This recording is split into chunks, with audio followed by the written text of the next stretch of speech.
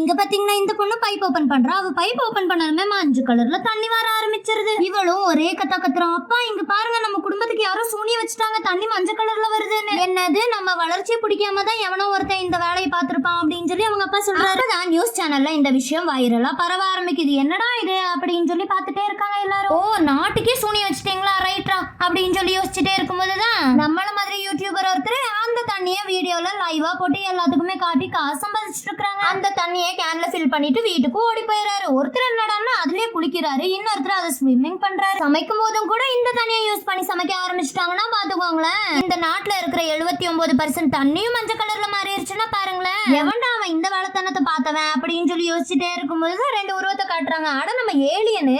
ரெண்டு பேரும் டிஸ்கஸ் பண்ணிட்டு இருக்காங்க. எது பண்ணாலும் பிளான் பண்ணி பண்ணணும், பிளான் பண்ணாம பண்ணா இப்படிதான் அப்படின்னு சொல்லி டிஸ்கஸ் பண்ணிருக்காங்க. அப்ப இந்த உலகத்துக்கே சூனிய வச்சவங்க நீங்க தானாடா, சரி நல்லா இருப்பீங்கடா அப்படின்னு சொல்லிட்டு நானும் இந்த வீடியோல இருந்து விடைபெற்றுக் கொள்கிறேன்.